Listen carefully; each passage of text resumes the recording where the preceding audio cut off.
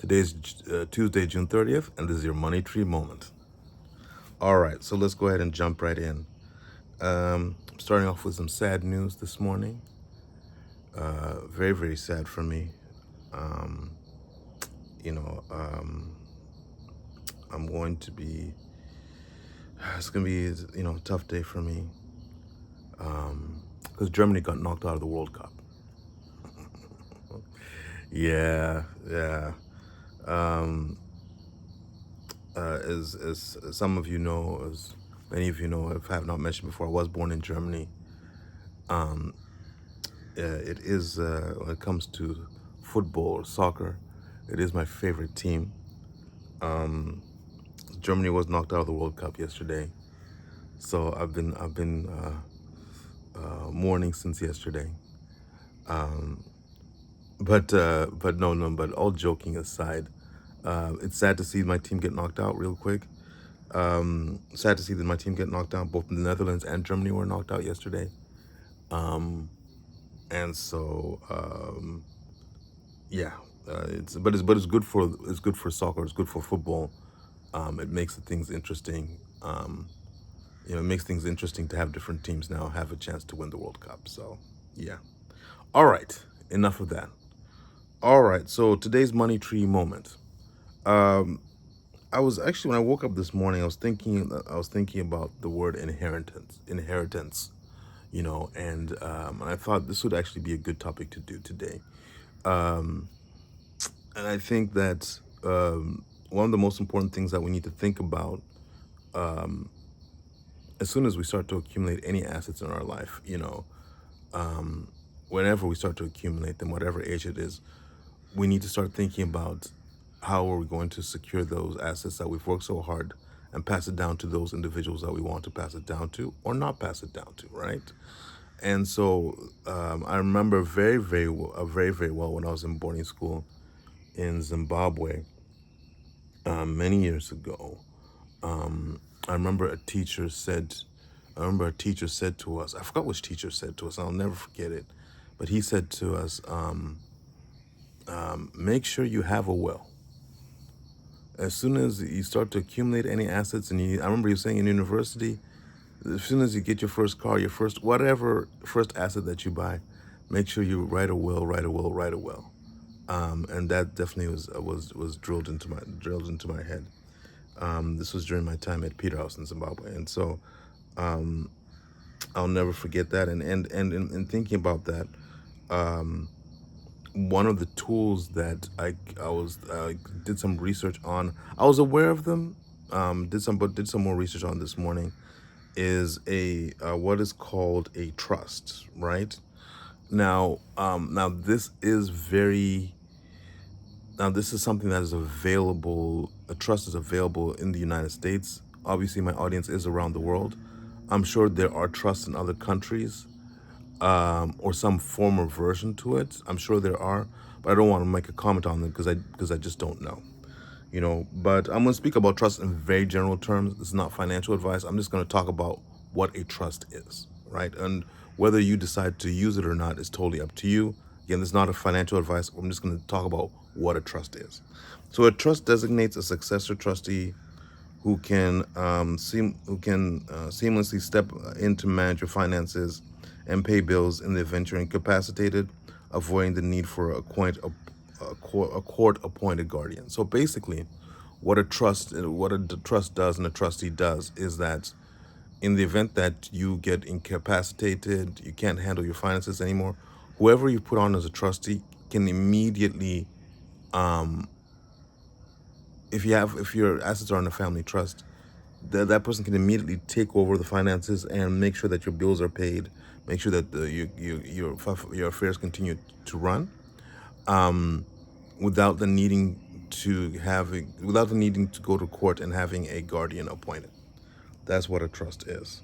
Most of the times you see trusts among wealthy people. Now, obviously, people of uh, all income levels are welcome to open trust, but that's typically when I worked in banking, I typically saw people mainly from upper income using trust. But obviously, if you anybody can open a trust. Um, And the main purpose of a trust, and I'm reading because I had to refresh my memory as to what a trust is. The main purpose of a trust is to securely hold and manage your assets according to your instructions. And the benefits of a trust are assets placed in a trust can go directly to your beneficiaries without going through the probate court. So that's exactly what I'm talking about. So one of the main benefits of a trust is when you hold your assets in a trust, when you die, there doesn't have to there doesn't have to be a whole rigmarole. Doesn't have to be a whole process to who's going to benefit, who's not going to benefit your assets. Whoever designates as your assets, there's no discussion. If it's in a trust and you've designated a beneficiary, it goes straight to that person or this group of people that you want to go to.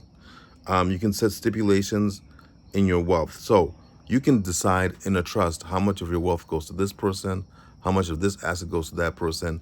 You can write very, very specific instructions, and that cannot be disputed. Trust cannot be disputed. It'll go directly to whoever you want to be, whichever individuals you want to be your beneficiaries. Your money will get passed down to those individuals. And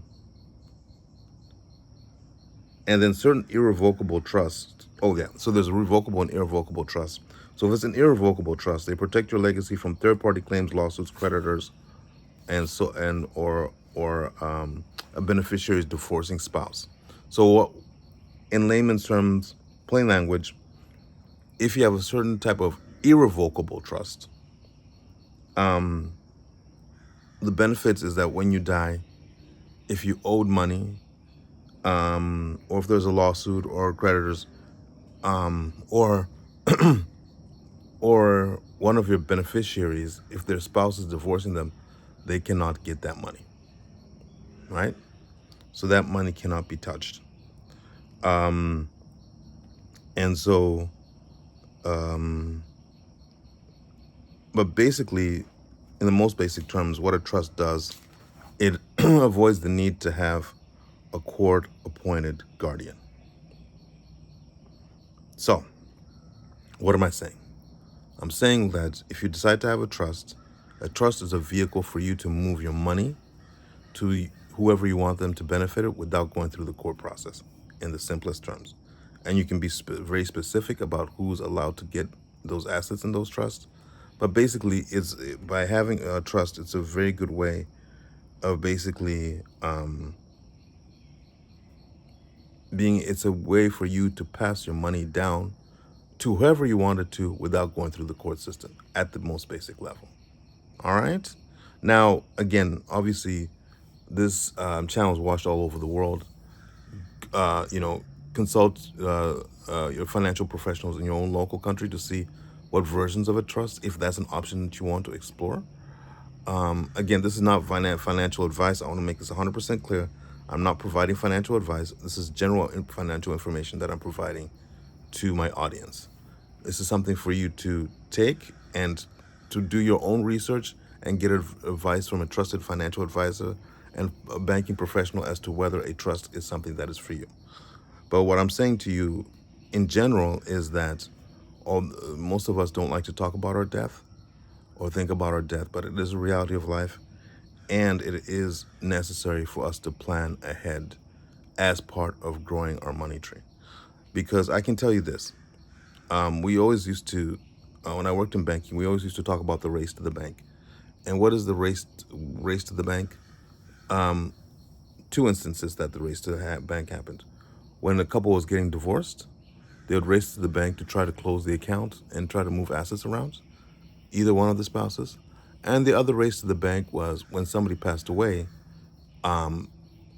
heirs would or beneficiaries would rush to the bank to try to close the accounts, to try to see if they can get as much money as possible, to try to see if they can steal money from other people who were supposed to inherit. Sometimes that would happen. And so, there's so many instances I've seen, and I won't go into specifics. There's so many instances I've seen where somebody dies and there's a lot of confusion. Confusion creates chaos, right? And so if you if you don't have your affairs set up that make it clear as to who inherits what when you pass away, all you're doing is causing confusion and conflict for whoever is coming on after you, whoever's supposed to inherit your assets. My point is this: if you have assets and if you're looking to pass them down, whether you're looking to pass them down or give them all to charity, as soon as you start accumulating your assets, make it clear as to what it is that you want to do. Whether it's writing a will, setting up a trust, whatever it is, part of growing your money tree is accepting that death is a part of life, and not in a morbid way, but it's just that it is a part of life, and in preparation for that, think about what assets you want to pass down, who you want to pass it downtown, pass those assets downtown to, and consult with your banker or financial advisor about the best way to do that. And how you do it, I don't care, but do something. Designate who gets your hard-earned assets after you die. It's very, very important. You'll save your families and loved ones a lot of heartache, a lot of conflict, and a lot of animosity. All right. That's it for this morning. That's the Money Tree Moment. If you have any questions, comments, whatever, feel free to DM. Feel free to DM, to comment in the comment section here. Until tomorrow, make it a productive day. Make it a great day. Go out there and hit your goals. Go out there and grow your money tree. Take care now. Bye.